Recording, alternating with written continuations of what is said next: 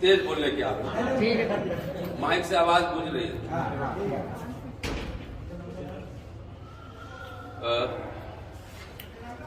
आज सामाजिक क्रांति के अग्रदूत ज्योतिबा फुले की जयंती है। आप सबको बधाई और उनको नमन। 14 तारीख को डॉक्टर अंबेडकर की जयंती होगी और पूरा देश में इसी तरह जो कार्यक्रम। मैं सोच रहा था काफी कुछ ग्रांट साहब ने कहा, एसएचओ साहब ने कहा कि मैं क्या बोलूं, और आजकल सार्वजनिक सभाओं में जाना तकरीबन 1-1.5 साल से मैंने बंद कर दिया है। और कोरोना ने बंद करवाया? नहीं, मैंने भी कर लिया है, मैंने भी बंद किया है, क्योंकि यूट्यूब पे जिंदाबाद है। अंबेडकर नामा एक यूट्यूब चैनल चल रहा है, वो कथा कहानी नहीं है। अंबेडकर साहब को पढ़ता हूं और उसमें समझाता हूं लोगों को। 25-30 हजार लोग रोज सुन रहे हैं, तो 2 घंटा काम 4 घंटा काम करता हूं तो 30 हजार लोगों को सुना पाता हूं। सभाओं में जाने से कई बार होता है कि आप लोग सीरियस नहीं होते हैं, आप बात करते रहिए, 5 घंटा बर्बाद भी हुआ, न पढ़ पाए न कुछ कर पाए, और तो उसका बहुत मीनिंगलेस रहता है। और मैं भारत भर में कई जगह सभाएं कर चुका हूं लगातार, आप सब जानते हैं। चलिए कुछ काम की बात अब करते हैं कि आखिर जयंती क्यों। और मैं आज कोई आंकड़ा नहीं दूंगा, इसलिए कि जो आदमी इतिहास नहीं जानता कभी आंकड़ा ही नहीं समझ सकता है। बाबा साहब ने कहा था कि जो इतिहास नहीं जानता वो गुलाम होता है।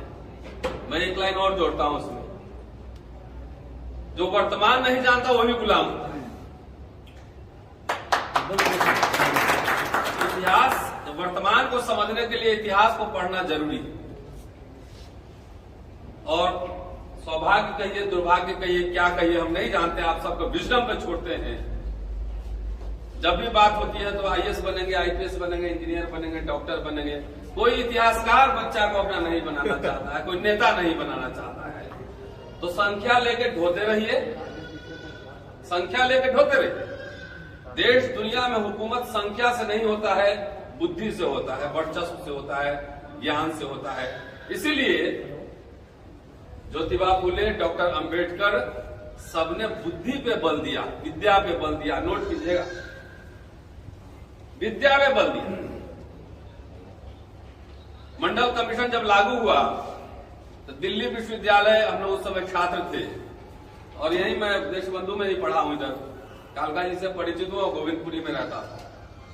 यूनिवर्सिटी में उत्पात मच गया, एंटी मंडल, और पूरे दिल्ली एनसीआर में इतने सारे ओबीसी हैं, वो आरक्षण समझे में नहीं। उनको लगा कि तो फिर वो SC ST के लिए आया है, तो वो आरक्षण के खिलाफ भी बहुत लोग बोल रहे थे। तो चेतना कहां से आएगा, ये चेतना समझना है। हम बहुत बहुत बधाई आप लोग को देते हैं, कम से कम आपने शुरुआत की, कम से कम ज्योतिबा फुले को जानना आपने शुरू किया है। और शुक्रिया कांशीराम जी को शुक्रिया कि वो कम से कम ज्योतिबा फुले को इधर लेके आए, नहीं तो यहाँ कोई नहीं जानता था, इनके जाति के लोग भी नहीं जानते, और अभी भी बहुत लोग नहीं जानते। अभी मैं आज एक खास बात और कहना चाहता हूं। अभी 2-3 दिन पहले उत्तर प्रदेश के भूतपूर्व मुख्यमंत्री, माननीय सांसद अखिलेश जी का ट्वीट आता है कि 14 अप्रैल को दलित दिवाली मनाना चाहिए, कि भाजपा के अमावस्या के खिलाफ दलित दिवाली मनानी चाहिए। बहुत हंगामा मचा, एकदम ट्विटर, फेसबुक पे, सोशल मीडिया पे बाढ़ अखिलेश यादव के खिलाफ। मैं 3 दिन से सोच रहा था, उसमें न कोई पोस्ट लिखा, न ट्वीट किया, न फेसबुक पे लिखा, और न कोई सार्वजनिक भाषण दिखा। लेकिन आज पहली बार 3 दिन बाद मैं आपके सामने वो बात रखने जा रहा हूं। आखिरकार अखिलेश यादव ने क्या गलत किया? अखिलेश यादव ने क्या गलत किया? कोई गलत नहीं। डॉक्टर अंबेडकर दलितों के लिए ही है, दलित ही मानते हैं, और मानते हुए भक्ति के लिए मानते हैं साहब। अम्बेडकर को पढ़ने समझने के लिए नहीं, भक्ति के लिए। बहुत लोग लिखा कि राष्ट्रीय है और राष्ट्रीय त्योहार होना चाहिए। क्या गलत है इसमें? अगर डॉक्टर अंबेडकर के विचारधारा को मानते हैं, अभी उनके शत्रु भी 14 अप्रैल को मनाएंगे अंबेडकर जयंती, तो कहां है समता, कहां है बंधुता, कहां है न्याय? आप अगर जानते होंगे, इतिहास का थोड़ा सा ज्ञान होगा, आर्टिकल 340 सबसे पहले इंतजाम हुआ कि ओबीसी के लिए आरक्षण होगा। 340 जब उन्होंने रिजाइन किया कैबिनेट से, नेहरू मिनिस्ट्री से, तो 4 कारण बताए थे, और 4 कारण में एक कारण था हिंदू कोड बिल का लागू ना होना, और एक कारण था कि सरकार ओबीसी के लिए काम नहीं कर रही है, कोई प्रगति नहीं हो रही, आपको पता है, और कैबिनेट से रिजाइन कर दिया। तो कितना महिला और कितना ओबीसी घर में बाबा साहब एक किताब रखी, कितने लोग मानते हैं?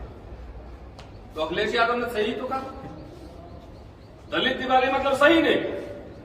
मजदूरों के लिए काम किया, कितने मजदूर संघ में जो है डॉक्टर अंबेडकर को पढ़ा जा रहा है और समझा जा रहा है। किसानों पढ़िए, मैं तो पूरा अंबेडकर नामा सीरीज चला रहा हूं। किसानों के लिए धरने प्रदर्शन आंदोलन किए, खेतिहर मजदूर के लिए लड़ाई लड़ी। किसान आंदोलन देश में चल रहा, अच्छी बात है, हम समर्थन करते हैं हर प्रोग्रेसिव मूवमेंट का, लेकिन कितना जगह अंबेडकर को पढ़ा जा रहा है, किसानों के बारे में उन्होंने क्या किया, कितने किसान के घर में जो है संविधान निर्माता अंबेडकर की फोटो लगी हुई। अगर वाकई धरोहर है अंबेडकर राष्ट्र के, तो निजीकरण क्यों हुआ जा रहा है, आरक्षण क्यों खत्म हुआ जा रहा है, मॉब लिंचिंग क्यों हो रही है, दलितों के साथ गैंग रेप क्यों हो रहा है, क्यों मारा जा रहा है, प्रमोशन में आरक्षण का विरोध क्यों हो रहा है? तो जो ठीक ही कहा, मैं तो सहमत हूं कि सही में वो बाबा साहब अंबेडकर जो है ना, दलितों के ही हैं। खाली रिचुअल मत कीजिए, गले में माला, विचारों पर ताला नहीं चलेगा। कि 14 तारीख को आया कि बाबा साहब राष्ट्रीय धरोहर है, लेकिन वो मानते सब है, जानते नहीं है, खाली रिचुअल कर रहे हैं। अखिलेश जी भी अगर स्वीकार कर ले, चाहे अंबेडकर साहब के नाम पे जो पार्टी राजनीति कर रही है, वो भी अंबेडकर को नहीं मानती है। मैं दावे के साथ और जिम्मेदारी के साथ इस मंच पे कह रहा हूं, और किसी भी राष्ट्रीय फोरम पर मैं बहस करने के लिए तैयार हूं। इसलिए खाली भाषणबाजी मत कीजिए। जयंती के क्या मायने, किसी महापुरुष को हम क्यों याद करते हैं? खाली फूल माला, धूप अगरबत्ती जलाने के लिए?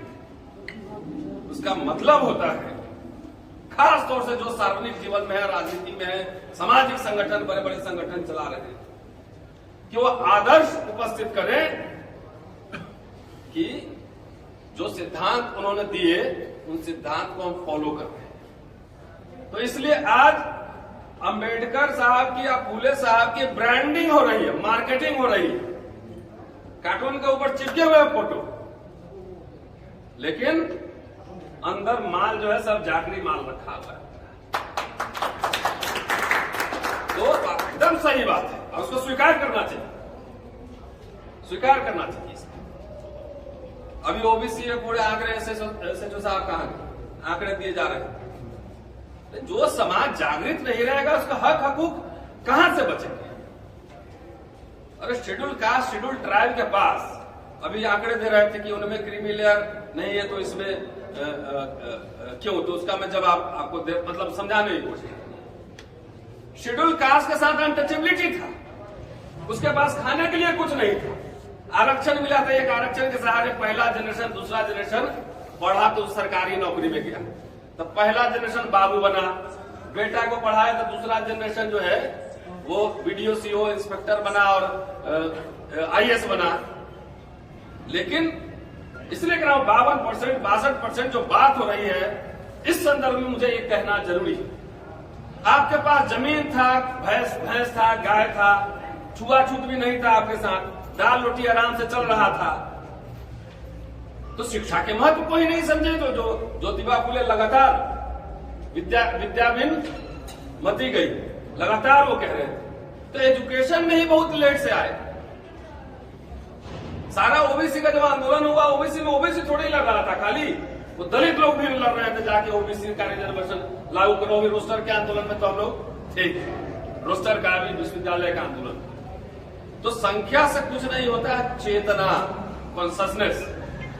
जब तक इसका विकास नहीं होगा तब तक आप नंबर काउंट करते रहिए, उससे कुछ नहीं होने वाला है। और सुन लीजिए एक बात, अगर चाह रहे हैं कि मेरा बेटा मैनेजमेंट स्कूल का कलेक्टर बने, अब पड़ोसी एक घर में ज्योतिबा फुले पैदा हो, अम्बेडकर पैदा हो, तो जिंदगी में आपकी मुक्ति कभी नहीं होगी। आप दोबारा गुलाम बनाया जा रहे हैं। मैं पूरे बहुजन जमात को कह रहा हूं, doctor Bhimrao Ambedkar constituent assembly में अकेले लड़के, अकेले, और तमाम लोगों के प्रतिनिधित्व, उनके इंटरेस्ट को प्रोटेक्शन किया, रिप्रेजेंटेशन दिया, तमाम कानून बनाए।